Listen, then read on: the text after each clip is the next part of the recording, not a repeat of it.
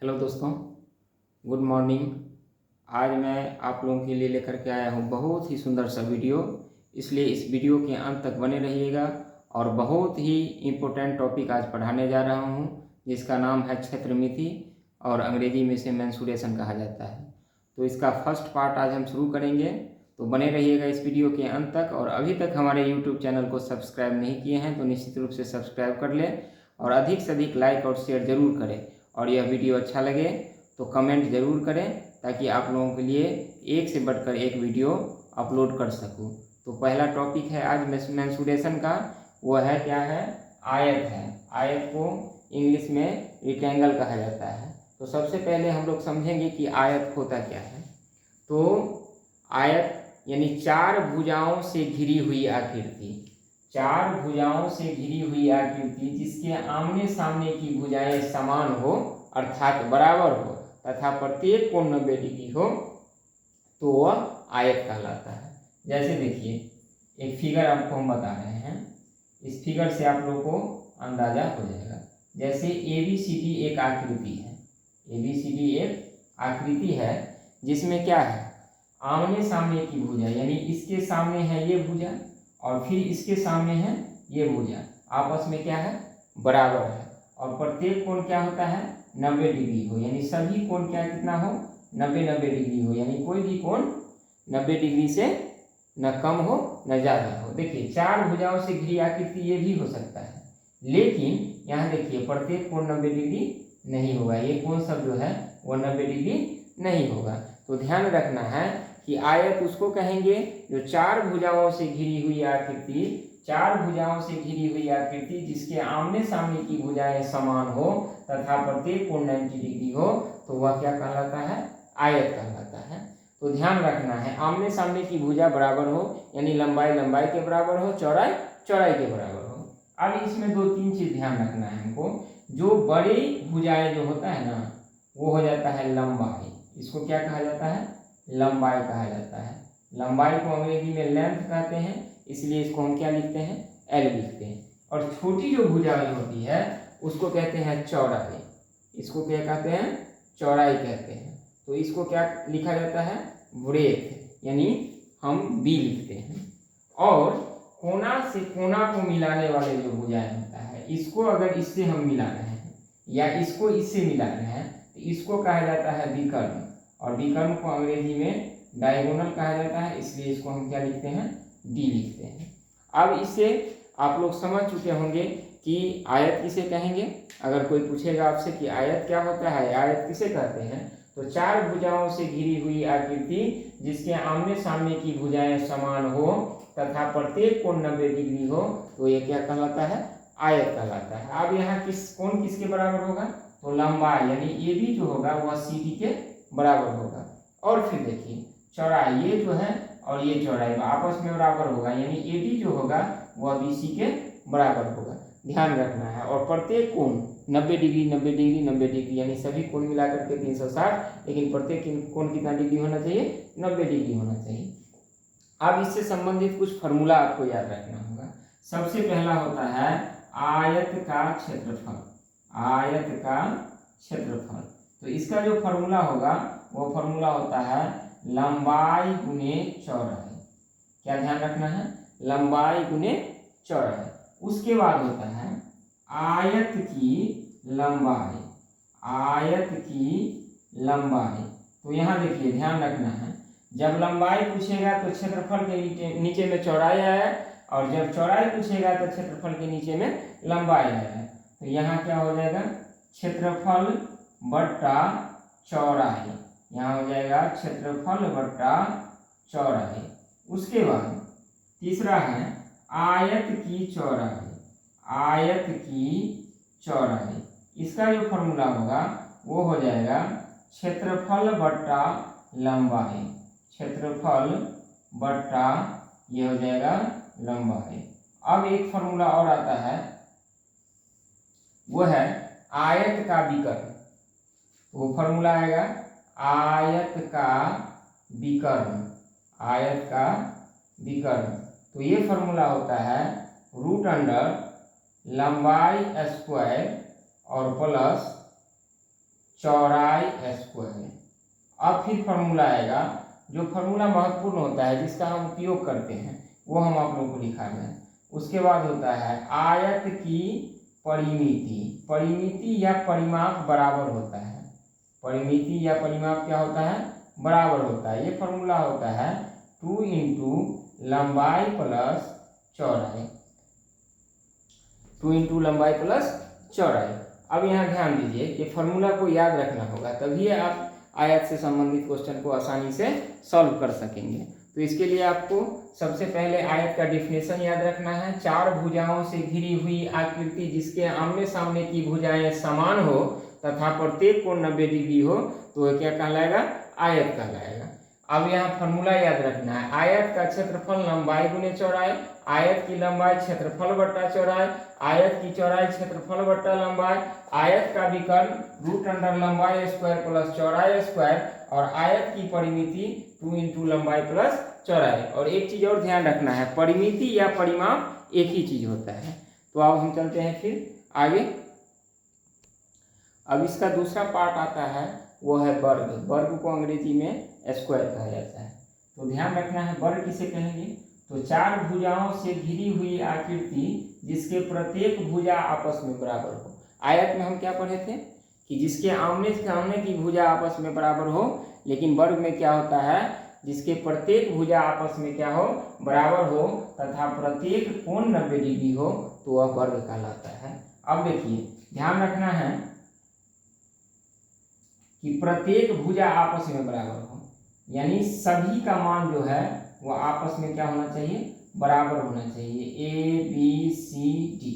अब यहाँ देखिए ये जो लंबाई है, लंबाई अगर ए है, एल अगर ए है तो चौड़ाई भी क्या हो जाएगा, इसका ए हो जाएगा। चौड़ाई भी इसका यानी ब्रेथ भी क्या हो जाएगा, ए हो जाएगा। यानी लंबाई यानी एल अगर ए है तो इसका बी भी कितना हो जाएगा, ए हो जाएगा। तो यहाँ देखिए लंबाई के सामने लंबाई ए और चौड़ाई के सामने चौड़ाई ए और लंबाई के सामने लंबाई ए, यानी सभी भुजा आपस में क्या हो जाएगा, बराबर हो जाएगा। और प्रत्येक कोण कितना डिग्री का होगा, 90 डिग्री का होगा। प्रत्येक कोण कितना डिग्री का होगा, 90 डिग्री होगा। अब यहाँ देखिए इसको भी यही चीज से ध्यान रखिए, कोना से कोना को मिलाने वाला जो होता है ना उसको कहा जाता है विकर्ण।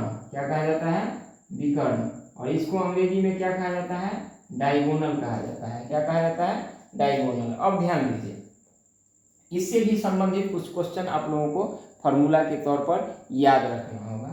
सबसे पहला होता है वर्ग का क्षेत्रफल। वर्ग का क्षेत्रफल, तो इसको लिख सकते हैं हम भुजा स्क्वायर, या हम बोल सकते हैं भुजा गुने भुजा, भुजा गुने भुजा, या इसको हम लिख सकते हैं भुजा स्क्वायर। उसके बाद दूसरा होता है वर्ग का परिमाप। वर्ग का परिमाप या परिमिति एक ही बात हुआ। इसका फॉर्मूला होता है 4 गुने भुजा, 4 गुने भुजा। तीसरा होता है वर्ग का विकर्ण। वर्ग का विकर्ण, तो वर्ग का विकर्ण का जो फॉर्मूला होता है वो होता है √2 गुने भुजा। अब देखिए ध्यान रखना है यहाँ कि वर्ग का क्षेत्रफल होता है भुजा स्क्वायर, वर्ग का परिमाप होता है 4 गुने भुजा, और वर्ग का विकर्ण होता है √2 गुने भुजा। अब इसी से सारा क्वेश्चन इसमें सॉल्व हो जाएगा। लेकिन याद रखने के लिए हम कुछ फॉर्मूला और आपको लिखा देते हैं। जैसे अगर क्षेत्रफल दिया हो और भुजा निकालना हो तो भुजा का फॉर्मूला होता है रूट अंडर क्षेत्रफल, रूट अंडर क्षेत्रफल। और फिर देखिए अगर परिमाप दिया हो और भुजा निकालना हो तो भुजा का फॉर्मूला होगा परिमाप बट्टा 4, परिमाप या परिमिति बट्टा 4। अब अगर विकर्ण दिया होगा और भुजा निकालना होगा तो भुजा का फॉर्मूला होगा विकर्ण बट्टा √2। क्या हो जाएगा, विकर्ण बट्टा √2। ध्यान रखना है √2 विकर्ण बट्टा √2। तो यही सारे फार्मूला हम लोग यूज करते हैं। फिर अगला टॉपिक हम पढ़ते हैं, अब है घन, यानी अंग्रेजी में इसको कहा जाता है क्यूब। तो इसका हम सबसे पहले परिभाषा सीखेंगे। तो इसका परिभाषा होता है वह ठोस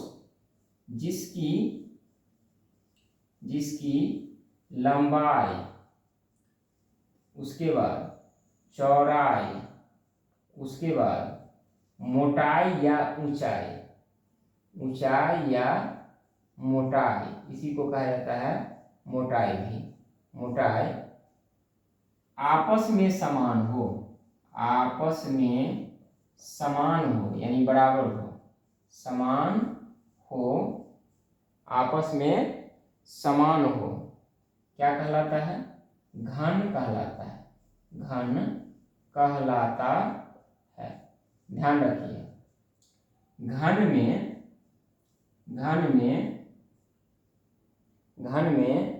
12 किनारे,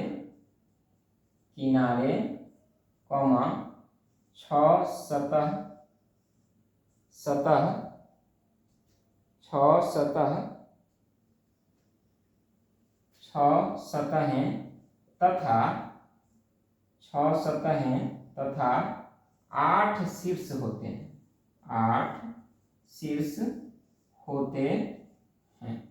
ध्यान रखना है, वह ठोस जिसकी लंबाई, चौड़ाई, ऊंचाई या मोटाई आपस में समान हो, क्या कहलाता है?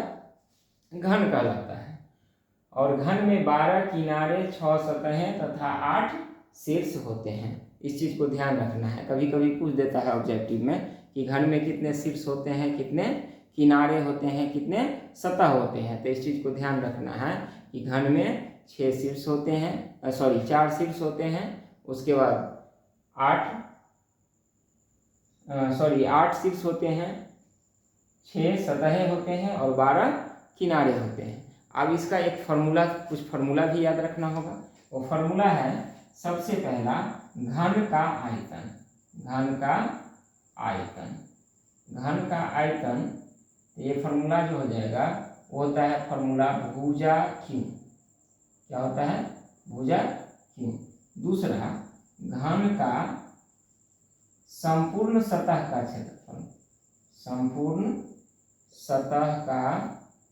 क्षेत्रफल, इसका फॉर्मूला होता है 6 गुने भुजा स्क्वायर। तीसरा होता है घन का विकर्ण, इसका जो फॉर्मूला होता है √3 गुने भुजा। अब देखिए, घन का आयतन का फॉर्मूला क्या हो जाएगा? भुजा क्यू। घन का संपूर्ण सतह का क्षेत्रफल क्या हो जाएगा? 6 गुने भुजा स्क्वायर। और घन का विकर्ण का फॉर्मूला क्या हो जाएगा? √3 गुने भुजा। अब यहाँ थोड़ा समझिए कि घन किसको कहेंगे? जिसके लंबाई, चौड़ाई और ऊंचाई आपस में बराबर होगा। तो यहाँ ध्यान दीजिए, घन जैसे लूडो का जो छकड़ी होता है वह घन का आकार का होता है। लंबाई, चौड़ाई और ऊंचाई सब आपस में उसका क्या होता है? बराबर होता है।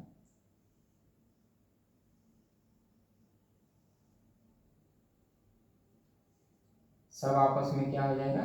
बराबर हो जाएगा। यानी यह जो होगा वो a हो जाएगा, ये भी a हो जाएगा और ये भी क्या हो जाएगा? a हो जाएगा। यानी अगर भुजा a है घन का तो सभी मान उसका क्या हो जाएगा? a हो जाएगा। तो ध्यान रखना है, वह ठोस जिसकी लंबाई, चौड़ाई और ऊंचाई या मोटाई समान हो उसको क्या कहा जाता है? घन कहा जाता है। घन में 12 किनारे, 100 सतहें तथा 8 शीर्ष होते हैं। फॉर्मूला याद रखना है, घन का आयतन भुजा क्यू, घन का संपूर्ण क्षेत्रफल 6 गुने भुजा स्क्वायर, घन का विकर्ण √3 गुने भुजा। अब हम लोग पढ़ेंगे घनाभ। अब है घनाभ। घनाभ का अंग्रेजी में क्यूब कहा जाता है। अब देखो, सबसे पहले घनाभ किसको कहते हैं उस चीज को लिखना होगा। तो लिखेंगे वह ठोस जिसका प्रत्येक सतह एक आयत के जैसा होता है,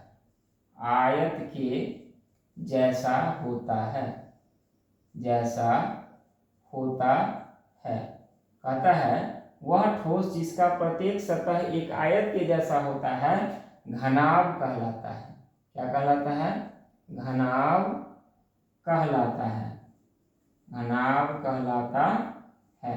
अब देखिए घनाभ में भी इसमें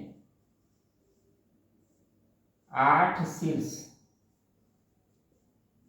12 किनारे तथा 6 सतहें होती है। ध्यान रखना कि वह ठोस जिसका प्रत्येक सतह एक आयत के जैसा होता है घनाभ कहलाता है। इसमें 8 शीर्ष 12 किनारे तथा 6 सतहें होती हैं। अब देखिए घनाभ का फिगर कैसा होता है, जिसमें क्या होता है आयताकार सतह तो होता है लेकिन लंबाई चौड़ाई और मोटाई में अंतर होता है। तो यहाँ देखिए जैसे अगर हम इतना बड़ा बनाते हैं फिगर, तो देखिए लंबाई और चौड़ाई में क्या हो गया अंतर हो गया। अब क्या होगा कि ऊंचाई में भी इसका क्या हो जाएगा अंतर हो जाएगा।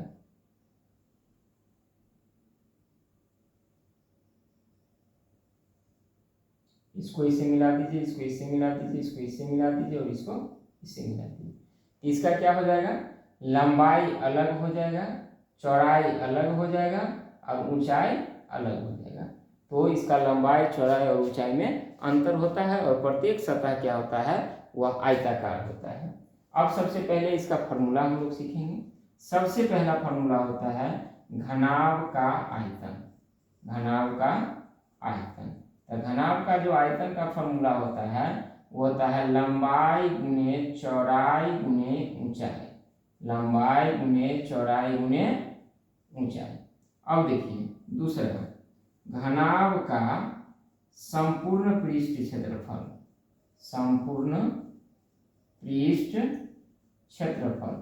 तो संपूर्ण पृष्ठ क्षेत्रफल का जो फॉर्मूला होता है वो होता है 2 इंटू लंबाई गुने चौड़ाई प्लस चौड़ाई गुने ऊंचाई प्लस ऊंचाई गुने लंबाई। अब ये फॉर्मूला को ध्यान रखना है। उसके बाद घनाभ का विकर्ण। तो घनाभ का विकर्ण का जो फॉर्मूला होता है वो होता है रूट अंडर लंबाई स्क्वायर प्लस चौड़ाई स्क्वायर प्लस ऊंचाई स्क्वायर। लंबाई स्क्वायर प्लस चौड़ाई स्क्वायर प्लस ऊंचाई स्क्वायर, ये फॉर्मूला याद रखना है। घनाभ का आयतन लंबाई गुने चौड़ाई गुने ऊंचाई। घनाभ का संपूर्ण पृष्ठ क्षेत्रफल 2 इंटू लंबाई गुने चौड़ाई प्लस चौड़ाई गुने ऊंचाई प्लस ऊंचाई गुने लंबाई। और घनाभ का विकर्ण रूट अंडर लंबाई स्क्वायर प्लस चौड़ाई स्क्वायर प्लस ऊंचाई स्क्वायर। एक फॉर्मूला और आपको याद रखना है 4 दीवारों का क्षेत्रफल। 4 दीवारों का क्षेत्रफल। तो 4 दीवार जो होता है घनाभ का उसका अगर क्षेत्रफल केवल कहेगा तो इसका फॉर्मूला होता है 2 इंटू लंबाई जोड़ चौड़ाई और गुने ऊंचाई। क्या हो जाएगा 2 इंटू लंबाई जोड़ चौड़ाई गुने ऊंचाई। इतना ही फॉर्मूला से आप लोग को इस चैप्टर के लिए, इस टॉपिक के लिए, क्षेत्रमिति जो टॉपिक हम पढ़ा रहे हैं इसके लिए इतना ही फॉर्मूला आप लोगों के लिए काफ़ी है। और यह वीडियो बहुत ही बेहतरीन तरीक़ा से बनाया गया है, इसलिए इसको अंत तक देखिएगा तो आप लोग को समझ में आ जाएगा आयत, वर्ग, घन और घनाभ। अब हम लोग सीखेंगे इसके आगे, इस पे प्रत्येक तरह का क्वेश्चन दिया रहेगा, उसको कैसे सॉल्व करेंगे सेकेंडों में। तो मिलते हैं दूसरे वीडियो में, तब तक के लिए नमस्कार।